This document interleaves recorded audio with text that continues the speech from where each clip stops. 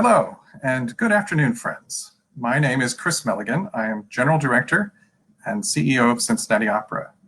Welcome to Opera Pride, a discussion focusing on the intersection of opera and the LGBTQ plus experience. Had things gone according to plan, we would be in the final week of our 100th anniversary season right now.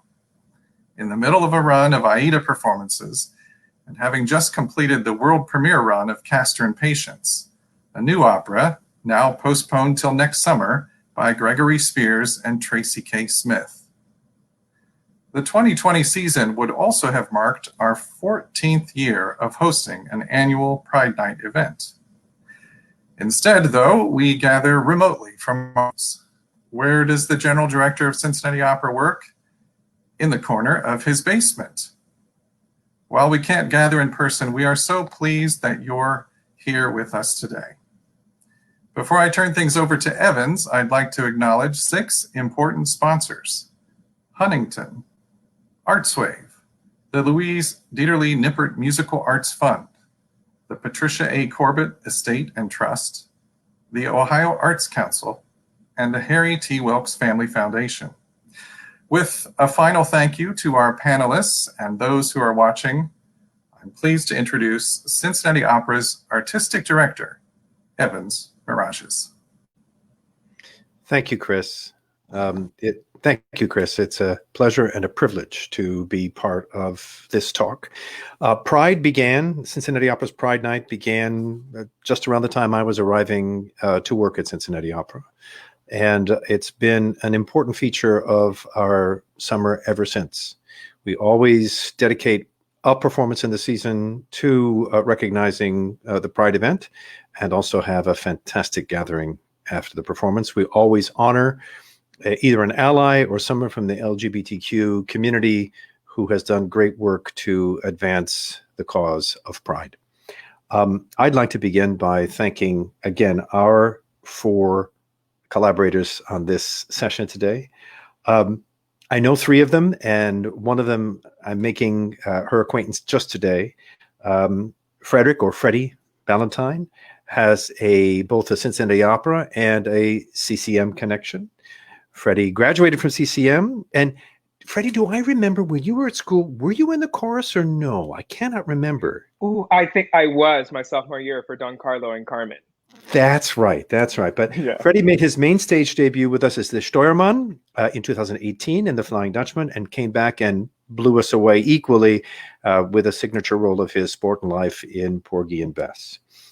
Jamie Barton is an artist whom I've only gotten to know in the last few years, but Jamie came to us in the summer of 2015 as part of an all-star cast of Il Trovatore, singing her first Azucena. And I'm so glad you have your glam on today, because the costume and the makeup for Azucena made you look pretty scary. It's not a glam role, which is fine. It's still one of my favorite roles to sing. And I still have the, I believe it was the Jamie Barton's chest voice dressing room sign that you printed out for me. Yes, and you have to know that my living room couch and our swimming pool wait for your return. That's for sure. Yes. The person new to my acquaintance, at least viva voce, is our 3rd guest, Lucia Lucas. Lucia is joining us from Karlsruhe, Germany, where she's lived for several years and is working in we'll ask you, Lucia, to tell us about what you're doing right now in Karlsruhe.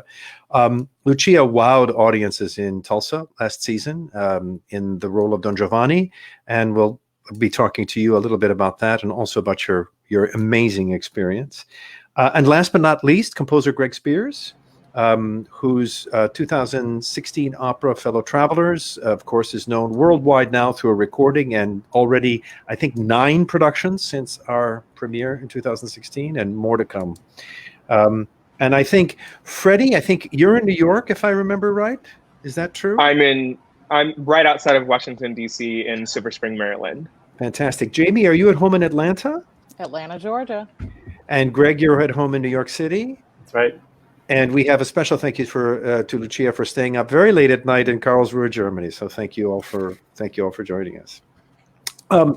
So this is an opportunity, I think, for those who are joining us for this event to meet this wonderful group of people, all who are, proud members of the LGBTQ community, and who are also, as I said, with the exception of Lucia, who hasn't appeared with us yet, but I hope soon, have a Cincinnati Opera connection. And I'd love for each of you in turn, and let's go alphabetically. So let's ask Freddie first, and then Jamie, and then Lucia, and then Greg. Maybe one of your very first recollections of either participating in a Pride event or when Pride became something that became part of your consciousness and was important to you. So, Freddie, lead us off if you would. I remember my first Pride event, actually. It was that sophomore year of undergrad, and if you all know Eddie Nelson, me and Eddie Nelson went to Cincinnati Pride. And honestly, I was still quite shy. Well, to say I'm shy, that's definitely not true. You just told a lie at the very beginning of this event. Right at the top. Right at the top. What I meant to say was I was still quite shy around the gay community back then. So I don't think I had much pride in my homosexuality at that time. I was relatively comfortable in it, but I didn't have as much pride in it. But my first experience was at Cincinnati Opera. I mean, during that summer. Oh, cool. Jamie? Well, quite honestly, I was one of the late to the party people in terms of my own sexuality. I didn't realize that I was bisexual until several years into my 30s. But the first Pride event that I went to was actually in 2009 when I was at Wolf Trap. It was Pride in DC, and I went with a group of friends of mine, and I had always felt like a really strong connection through my allyship. I didn't quite realize at the time that I was actually part of the family. But that was a wonderful, one of those events that kind of like opened my eyes a little bit more. And then I am proud to say that I got to spend my very first Pride as an out queer woman at San Francisco Pride, which was just incredible. Nice. Like going to the mothership. Yeah, seriously. I was going to say, if it isn't Stonewall, it is, of course, in San Francisco. Exactly. Lucia, if you'd share with us your first memory of Pride. My first Pride memory as a celebration would probably be the summer of 2006 in Chicago, in Boys Town, or North Halstead. But my first sort of like realization of Pride was my horn teacher and his husband were raising a kid together, and this was 1998 when I started in undergrad, and it was one of the most functional families I'd ever seen. So that was sort of my first real celebration of LGBT in the community. Greg, last but not least. I think mine, I would say, is in 2005. I moved to New York in 2005 and May. And so then Pride is in June, of course, the end of June.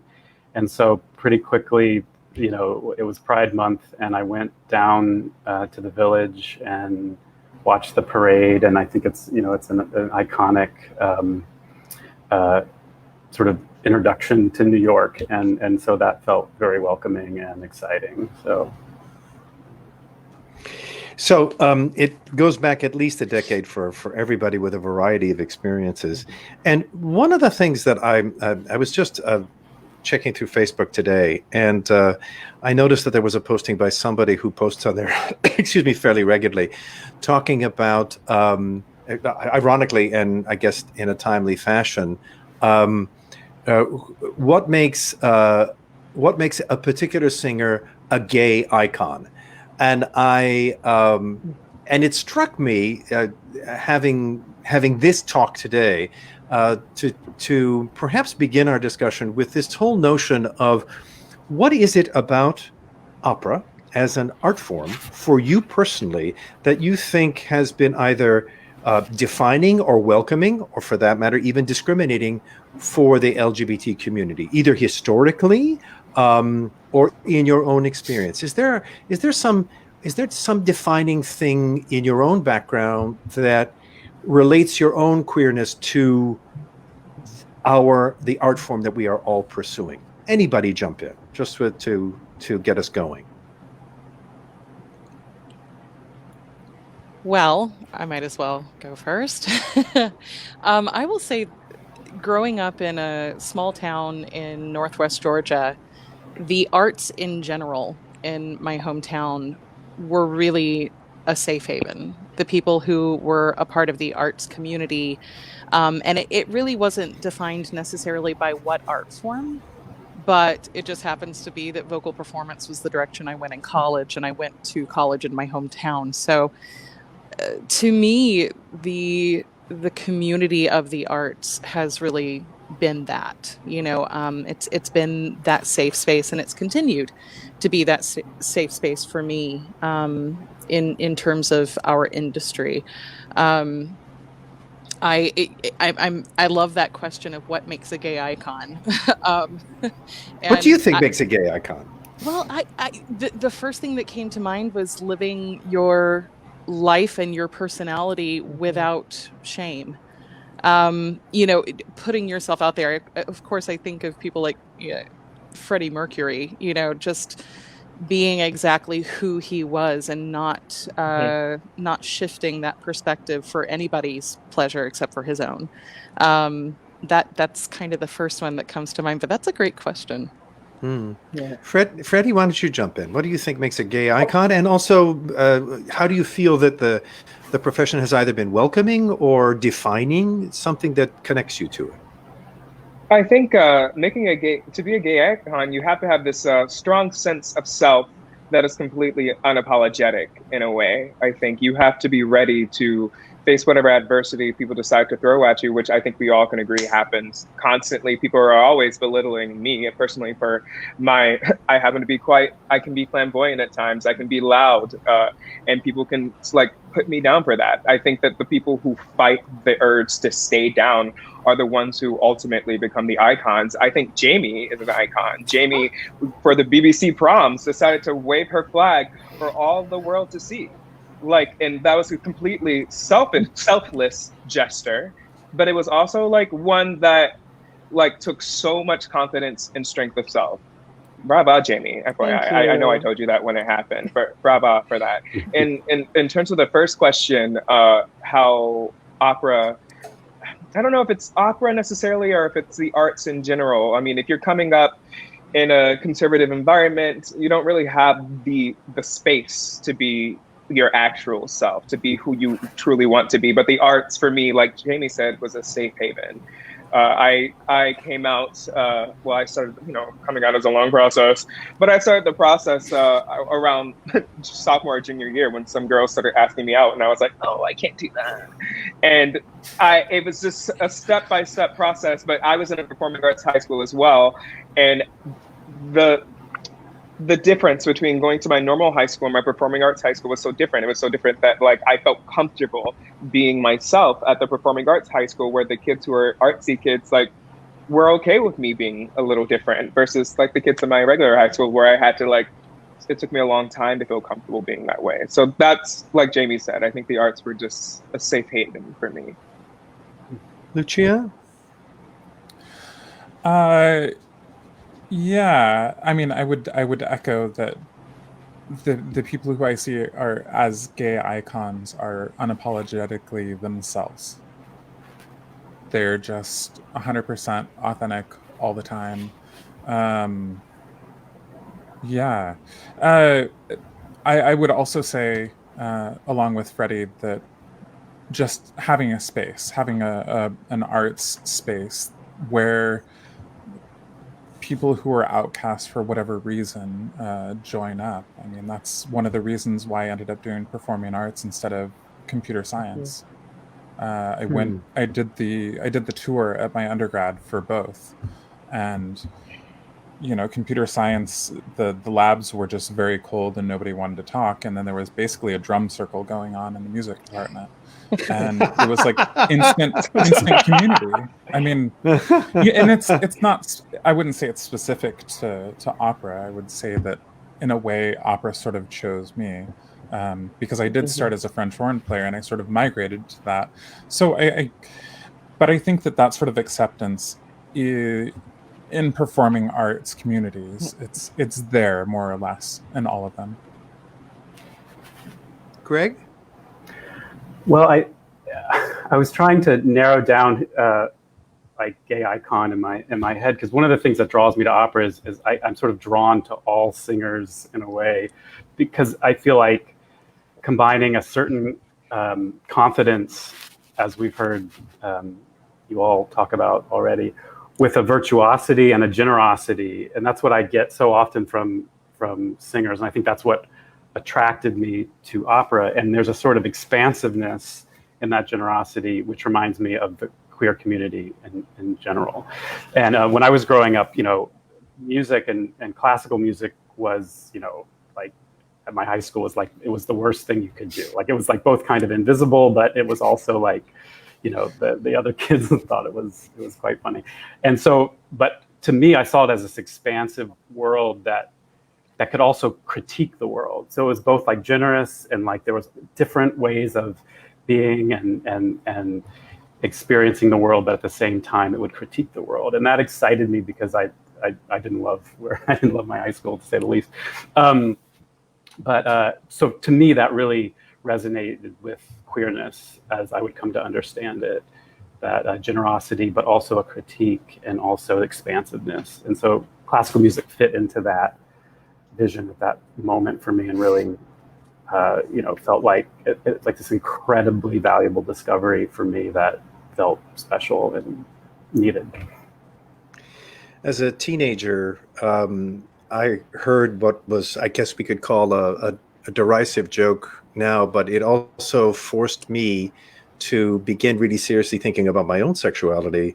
I was an avid record collector then, and I heard a joke at a party told by a woman who said, if you're going out on a date and he asks you back to his place and he has more than one Judy Garland record, give it up. And I looked at my record collection and I had 5 Judy Garland records.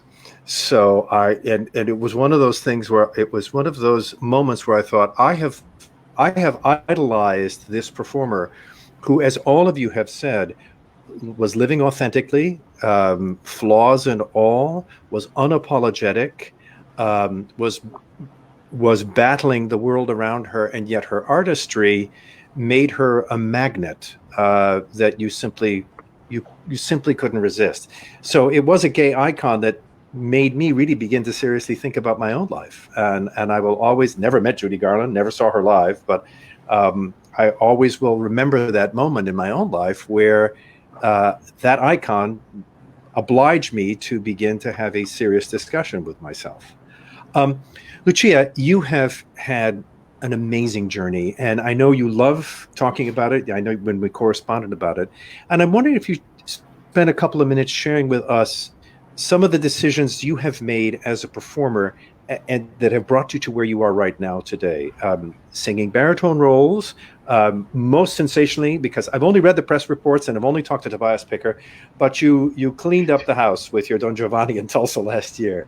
Could you spare us a few moments about your own journey? Oh, you're muted. For some reason, you have gone on mute. There we go. Oh, I'm muted. Sorry. There you are. You're back. I thought I was good at technology. Guess not. Well, remember, Tobias is biased. That's okay. He's allowed to be biased. Please. Yeah, I had a wonderful time in Tulsa. Everybody was fantastic. As far as my journey, every sort of big moment in my life was a question of, if I don't come out now, then how does my journey forward go, and will I ever be able to come out? I mean, as soon as like 5 or 6 years old, when I really knew that there were boys and girls, and my not fitting into that so well, I knew that, or I hoped that one day I could be my authentic self. So it was always about, whenever I graduated from high school or graduated from undergrad or graduate or whatever, when I went to Germany, that was a huge thing. And it's like, okay, does this mean that I cannot be authentically myself. Every big audition, I had an audition for a really, really big house, like right before I was going to come out. And it's like, okay, well, if they offer me something and I come out, is it going to go away anyway? There's always these moments. And then I said, it's more important now for me to be myself than to continue my career. So if that's the end of my career, that's the end of my career. And I have done everything that I could do to make sure that it wasn't the end of my career, but I had already made peace with that when I came out. And you have taken the really amazing and wonderful decision to live your life authentically. We had an incredible dialogue with so many members of the Cincinnati transgender community when we did As One, and a lot of it for them was about voice assignment. And as you transition into your authentic self, do you take on the voice of your authentic self or the voice you were born with? And you have made an amazing success at doing everything you want. Can you talk a little bit about that? Because it's fantastic. I do what I want. I don't do what I don't want to do. And so I'm okay with singing baritone and living my life. And that's, I don't know, it's if I've been singing baritone for 20 years with basically the same voice, like even if I could retrain, how long do I think it should take me to get to a professional level voice in another Fach, even if that was possible? Because I do believe that that's possible. But even if I did do that, how long would that take? I mean, I have gigs that are in 2 years. I mean, we'll see with the current state of the world, but I have gigs planned out so far that it's like, when would I do that? Why would I do that? So what I've done is I've made friends with a lot of composers, and if I want to do something else, they can just write me something. And so if I want to sing a baritone part that has some head voice mixed in there, then that'll happen.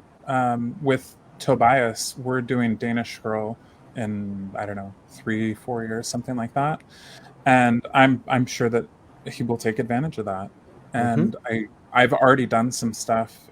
We did Nuit Blanche in Brussels, and I did a world premiere there, Unknown I Live With You, and one of the pieces I used head voice for. So it's not something that I would, take to a big opera house and say, here, use this. But I do think it is a tool in my toolbox. And, I do get to play with that, and that is fun. But I do think that I can be authentically myself, even if I'm singing baritone.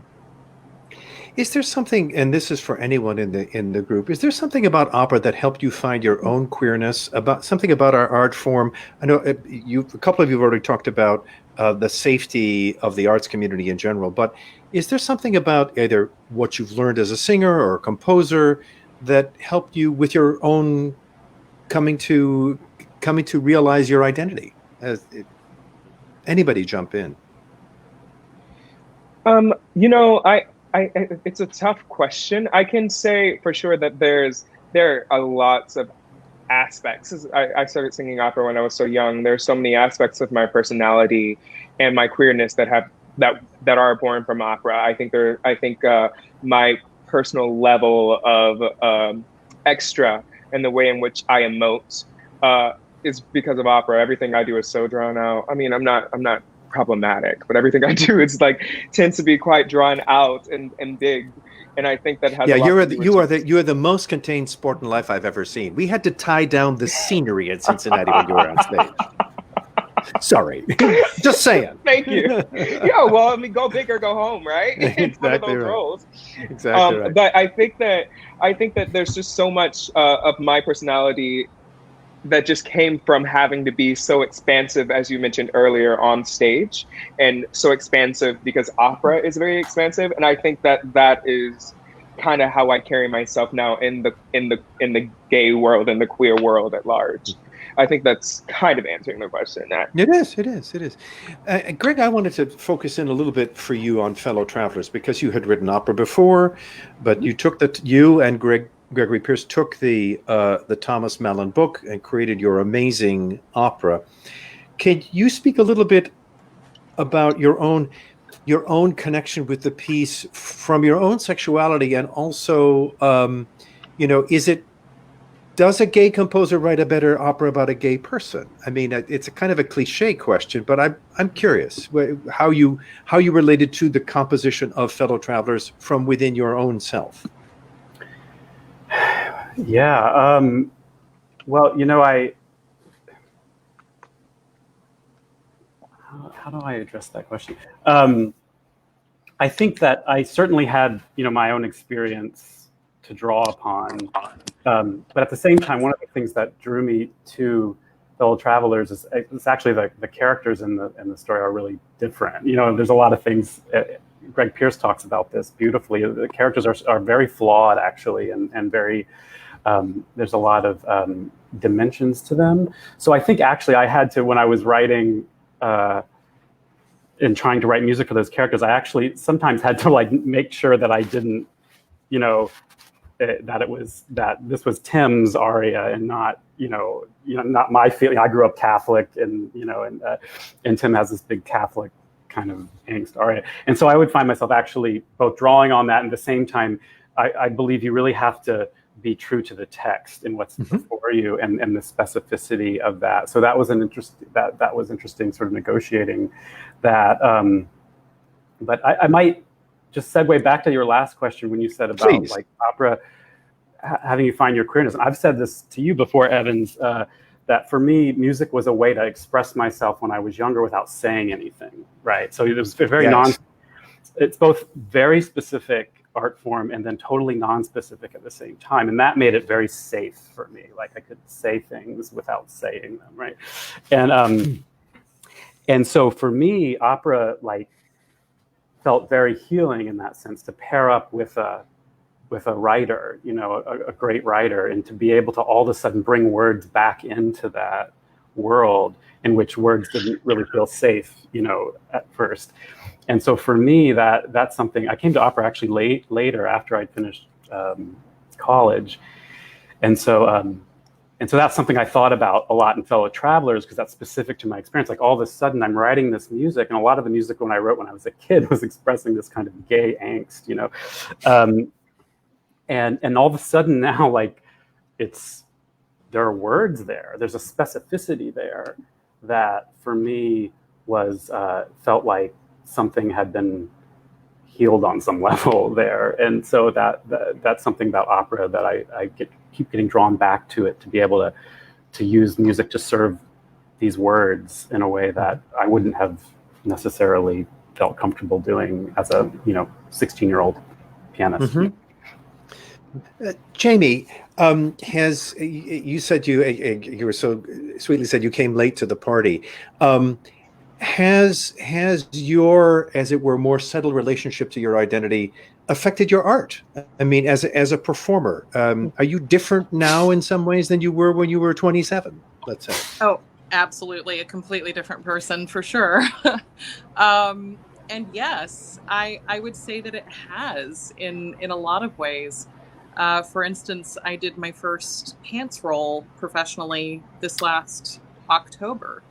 And in doing, first of all, I'm also going to leap back to another topic I heard you guys talking about. Please.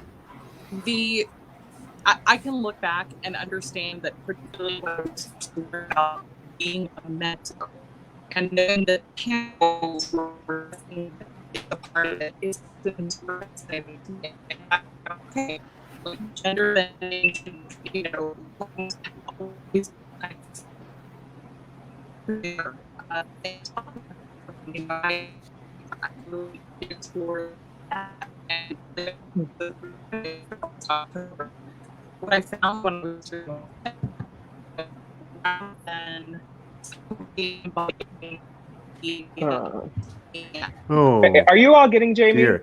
Jamie, Jamie, I think something has happened to your internet connection, and you've gone sort of Zoom springy, as they say.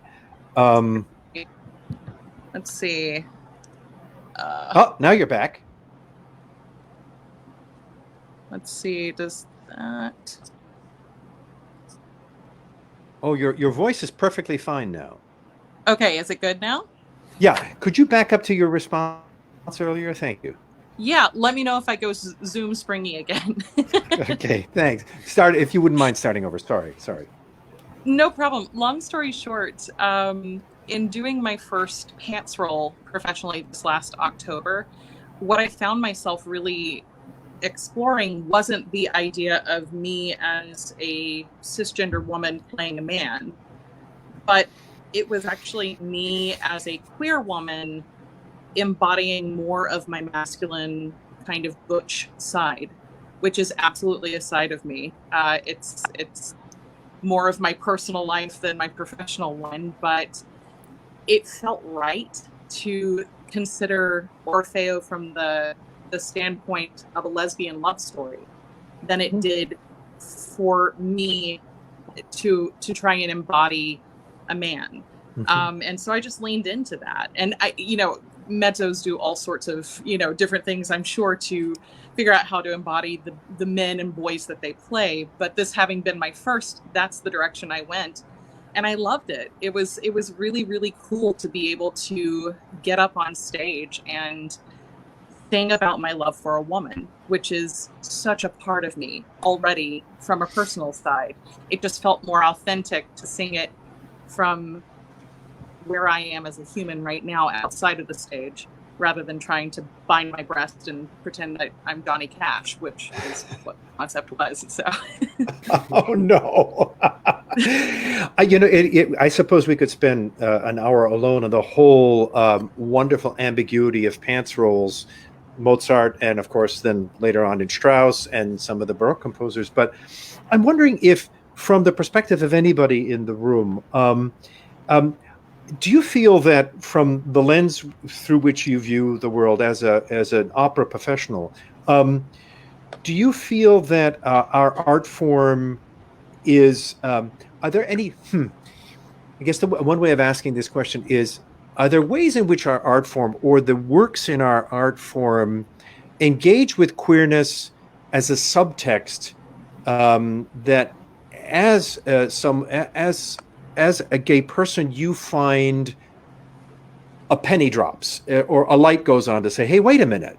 I relate to this in a way that I never thought of before. Has your perspective on a role or an opera or a composer been influenced or become more enlightened because of the way that you look at the world? Absolutely. Can I jump in here? Please, Jamie, please. Super. Carmen, she's pansexual. I really believe this. For so many reasons, there is no reason that should be a heteronormative story in my personal view.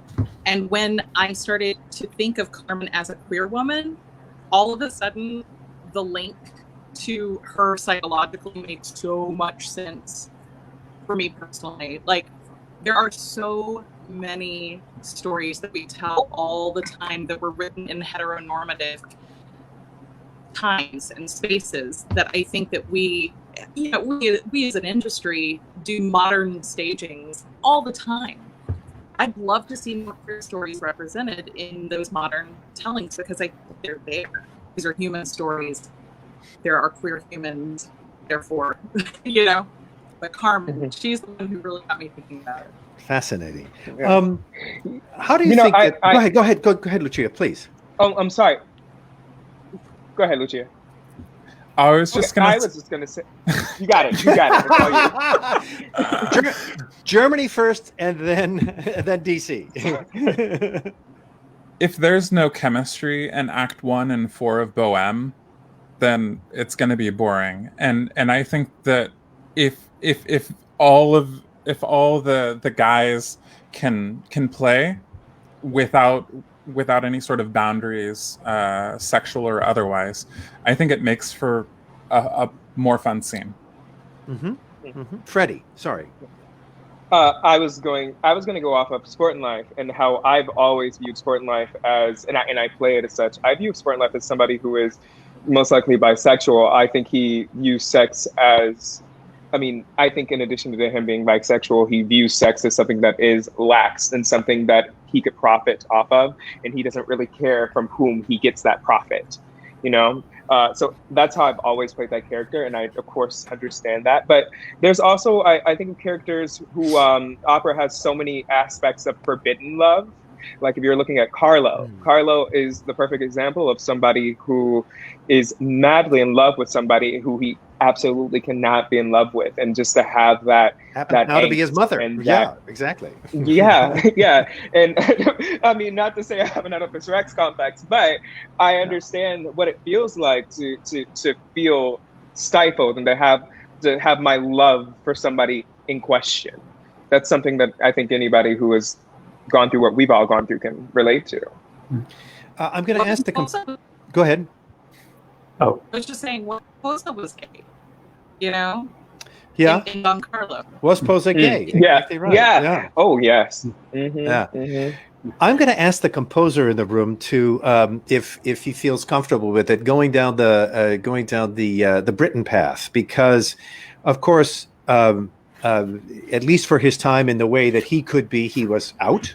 He lived with Peter Pears for almost all of his adult life. Operas where homoeroticism is sometimes not even below the surface. And I think each one of you can or have or will play a role in a Britain opera. Do you want to take on the Ben Britten aesthetic and how queerness is expressed in opera that is below the surface, not necessarily on the surface? Yeah. And I might add to that in the pit as well, right? So I think we think of there can be a distinction between a queer story or a queer reading of a narrative and then the sound. So I think the first thing that popped into my head with that question was Bellini, and of course Bellini's operas aren't necessarily, you could restage them in a way, but there's something about a Bellini aria that feels like it holds some sort of queer sensibility. And I actually remember reading this book in the 90s that was all this musicology talking about that stuff. And I actually kind of feel like I felt a little uncomfortable with theorists pointing to things and saying, Tchaikovsky wrote that melody.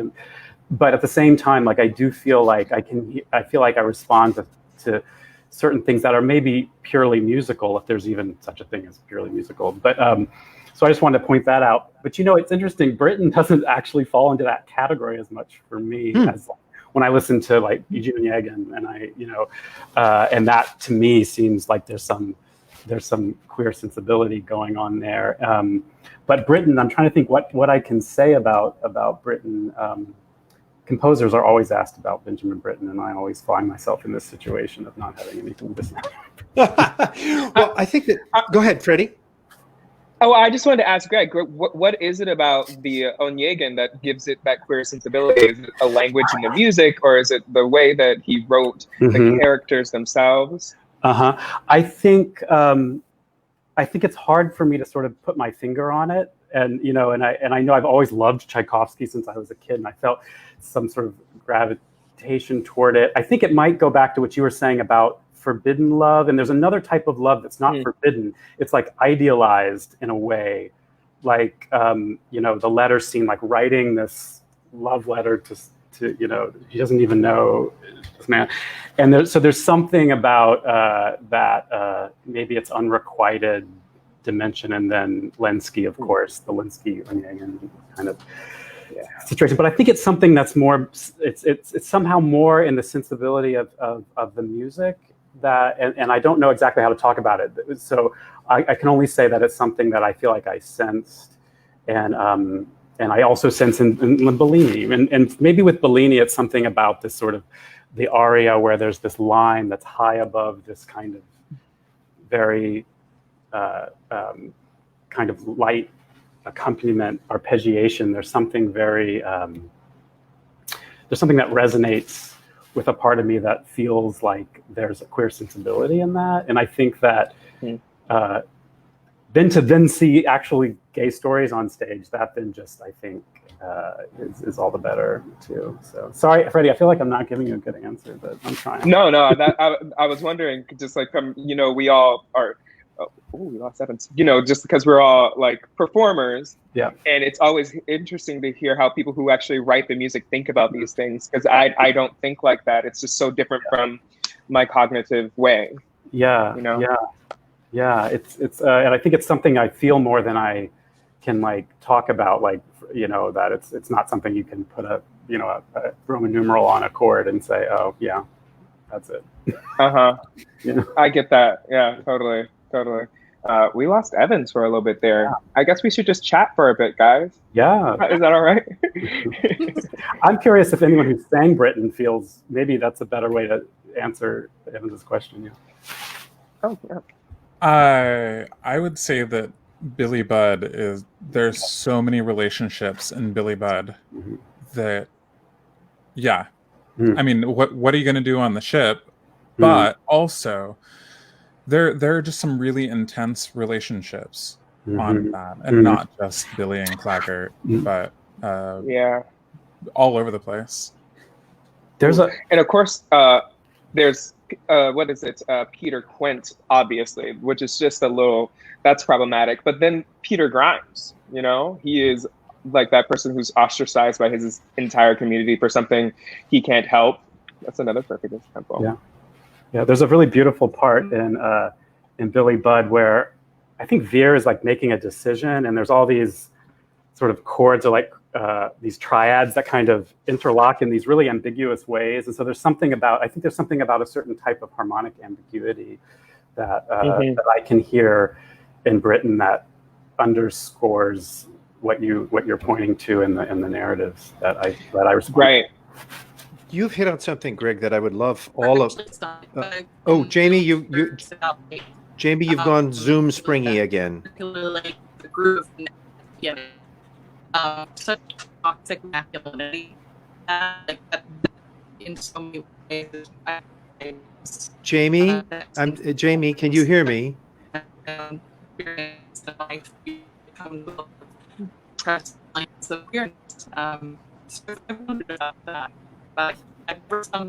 know. I'll text her. Okay, thank you.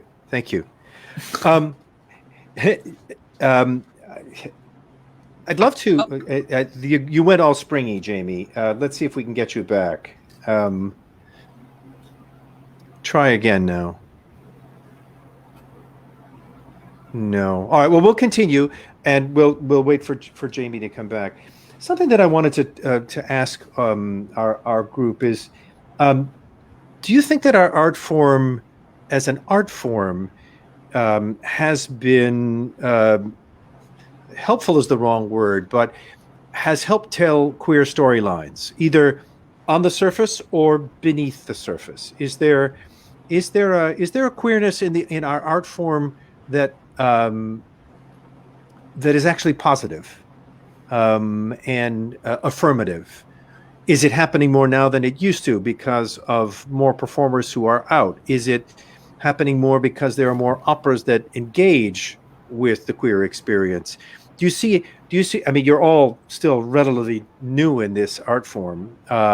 Lucia, you've probably been singing probably the longest, because your career now is what, 12, 14 years well into the making. Yeah. Have you seen it change a little bit in the time that you have been a professional singer? Yeah, absolutely. I would say that we've gone from these underlying gay themes that sort of give people confirmation in their identity, but it's not outwardly, it's not outwardly produced, and then we've gone to like production of Brokeback Mountain or Stonewall or something like that, which is overtly talking about identity and discussing that.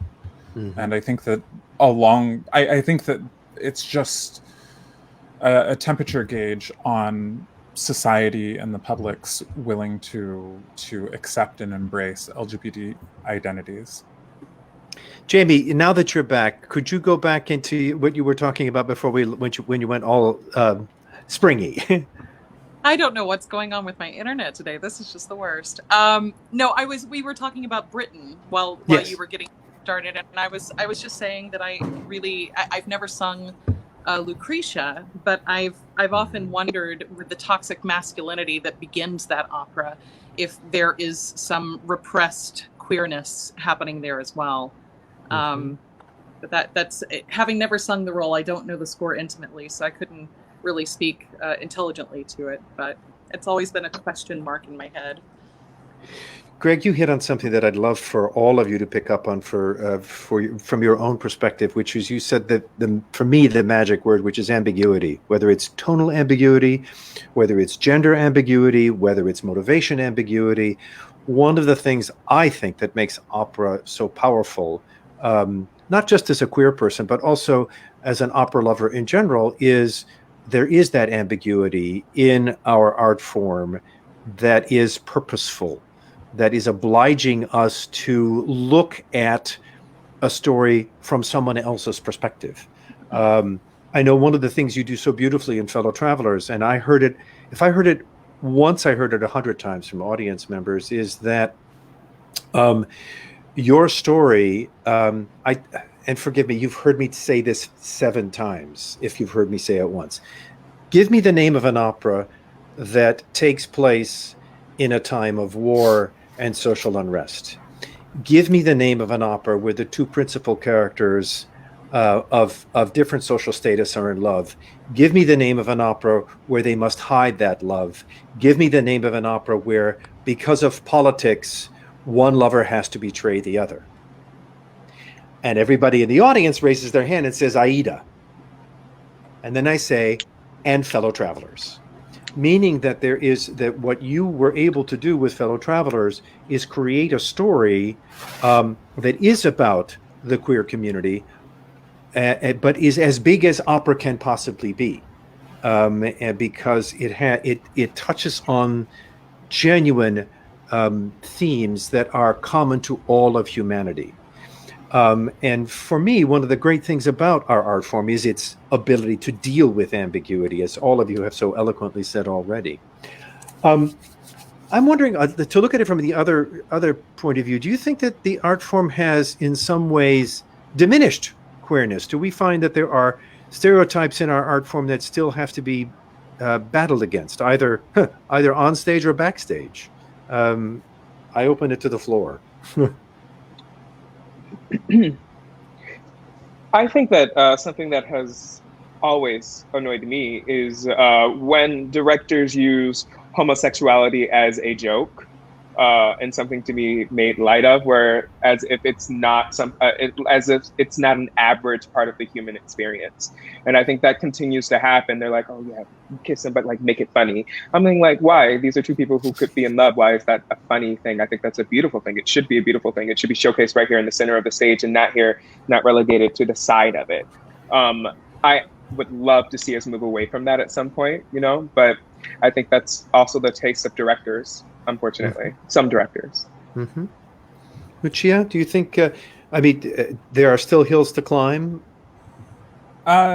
Yeah, I would say backstage.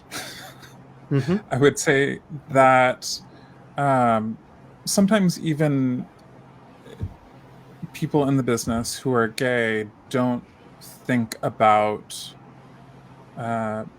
sometimes they go, okay, well, I'm gay, so I can't possibly discriminate against anybody. And there's a lot of discrimination against femme identities. No matter how you present, I think that there's still a sort of patriarchy that holds on to the backstage of the business, and so I think that's tricky. I think that it's constantly getting better. Of course, yeah, cheap jokes on stage are I see less and less of them. But backstage, I think sometimes there are people patting themselves on their back that they're so inclusive. But if you really listen to their language, maybe they could work on it. You're living and working extensively in Europe, and let's hope we see more of you again in the USA. Do you find there's a difference between what you find working at home in Germany and the times you've come back over to the United States? Well, I've done now one opera and two big concerts in the U.S. And every time that I've been in the U.S. so far, I've been treated well, but that's as a guest coming in, and that's more high profile. So I've really sort of worked through the ranks in Germany. And so I think that when you're a distinguished guest coming in, there's just a different level of treatment anyway. So at this point, I guess I'm given more respect as a baseline. So it's less of a problem now. So I don't really feel comfortable saying Germany's like this and the US is like this. But fair enough. Yeah. I don't know. I think that the arts get more respect in Europe in general. If I go into the US and they look at my passport and they're like, oh, what do you do? I sing opera. Okay, yeah, but what do you do? And then when I come to Europe and they say, what do you do? And I say, I sing opera. And they go, oh, that's wonderful, because it's an actual job here. We have a ways to go. An actual job. Yeah. Jamie, we've had a question from the audience. Who would you like to direct your first Carmen? From with your perspective, hands down, no question, Shauna Lucy. She is somebody that I am just obsessed with her view of things. We have actually talked about Carmen before. We love the idea of doing a Carmen where, gasp, oh my God, what if the power and magnetism that this woman has is not based entirely upon her body size or beauty aesthetic? What if she is a powerful woman, period, end of sentence? I'm so inspired by what I see her do. And like when I think of like dream directors for that show, hands down, Shauna. We're coming to the end of our time together. I cannot thank you all for being, first of all, generous with your thoughts, generous with your emotions, and generous with your time. And I'm wondering if, as one of the last questions I asked, do you think that there are things that our art form and our profession can do to advance queer liberation? What should we be doing as an art form? What should we be doing as producers of opera to keep the message coming? Well, jump in, anyone. Yeah. Go ahead, Jamie. I think it's really, really important to continue to walk towards opening the doors of diversity on stage in so many ways, both on stage, in the creative room, in the administration, in every aspect, to be able to tell the stories of a wide variety of people, queer, straight, whatever, across all boards, because I think it's important when the audience sees themselves on stage, because representation matters. And so I want to see more queer stories told on stage, whether they be new works or reimagining of old works. Final thoughts from our composer, our tenor, and our baritone? I'm similar to, I think the similar thing. I feel the same way about queer representation in the arts as I feel about Black representation in the arts. I think that we have to, at some point, accept that there are stories that can be told that aren't all about the trauma of the queer experience, but can just be about the life of a queer or a Black person. And I think people will relate to that. I think that also, in addition to that, we just have to be a little bit braver about putting people on stage who are not used to seeing on the stage. And as she said, like, there's nothing like seeing people that look like you on the stage to let you know that you belong there, that you belong in that house. Freddie, you were part of an amazing discussion we had in Cincinnati last summer with members of the cast of Porgy and Bess. And I remember Morris Robinson saying famously, when is someone going to write the Black Panther of opera, telling a positive, uplifting story about the African-American experience that is on the scale and the magnitude and the glory of Black Panther. I think the same thing can be told of the queer community as well. Greg, some last words from you just to reflecting? Well, building on that, I mean, I'm always going to be an advocate for new work, because I think new work allows us to make the repertoire we want to see, and that the repertoire then can come from can be made today, you know. And so, in addition to looking at past works and thinking how can those works be reinterpreted, I think creating new work is, it's time consuming, it's difficult, it's risky, but that's the place where I think the energy is really well spent in trying to make the world we want. And since it's a Cincinnati Opera hosted event, I will put in a plug for two people in this room, because next summer you will be able to see a great new work called Castor and Patience, featuring Mr. Ballentine as the troubled but wonderful son Judah, and music written by our beloved Gregory Spears. Lucia, I want you to have the last word, if you don't mind. I was just going to say two quick actionable things.